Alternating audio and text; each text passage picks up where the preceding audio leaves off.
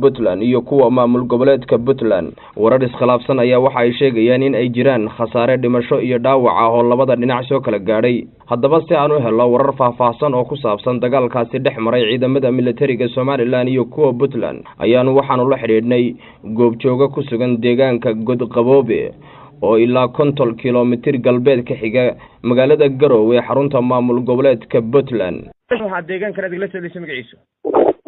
وعلى إيران قبوبي كشعور قبوبي كشعور قبوبي كشعور لبدا بوال لغو مقعبا ولد عبد الله على شوك hadda waxaad iiga warantaa bal deegaanada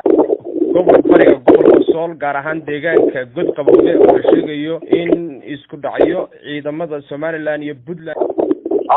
اليوم ساكا روتي وحكبروا الديانكا دقال ودحيا بابلو بنتلاني Somaliland Somaliland ayaa hore u soo qodaan ayay magaalada Soomaalida deegaanka leeyahay Kosovo halkaas uu dagaalamay oo ciidamadii Puntland dib loo soo jeediyay waxa keenay deegaanka arrinka taariikhda halka maxaa la yiraahdaa dagaalkii ruuxda uu joogsaday dib loo kala noqday wax kasta oo dhibasho iyo dhaawac ah oo aad maqashay oo noo sheegi kartaa ma jiraan maya dadkiina la isticmaalay waaweyn wax dhibasho iyo dhaawac oo soo kala gaaray labada dhinac ma jiro dib kala noqdeen way deegaanka markii hore isku dhacyadu ka dhaceen intuu u jiraa tusaale magaalada Garowe ka dhacay hore Garowe waxa uu jiraa qiyaastii 65 kiiloomitir 67 kiiloomitir buu jiraa Garowe dhanka galbeed buu ka xigaa waayahay markaas goormay dhaqdhaqaaqyadani bilaabmeen ciidamada Somaliland iyo Puntland saacadood la soo dhaafay maxaa saameynaya dadka reer baadiyaha ama dadka deegaanadaasi soo gaadhay sidayse u dareemeen barakac ka dhacay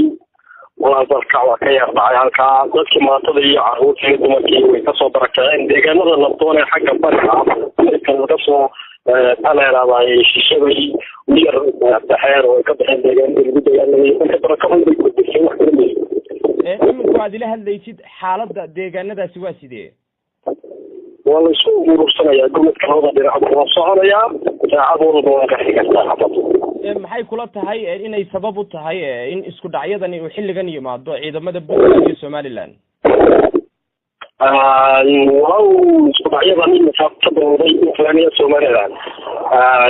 asbaabta weynka أنا سلام عليه كتب بس أنا وراك أنا شوي وحيين هذا كده يكون في حوالي بنتان من شوري بفترة الصومال عبد الله فرماشو وحاجة هنا يكون الشمال الاسكي هين مكة وليه وران شو شاكد على الجنوب كوجانية تاعه وياين فرماشو ورك تاس كويليسان ما وحو isku dayaya deegaano xuduudka Somaliland ka tirsan inuu soo galo wadayaashii deegaanada waa la rajaynaya waa la sugayaa inuu yimaado laakiin waxaad moodaa inay xaaladda dawiji kale ay u muuqato oo ay dee aanay suuragal ahayn inuu yimaado bay kula tahay soo hadalka u dhigaysid hadda goob dagaal ka socda oo imaan karo way adagtaa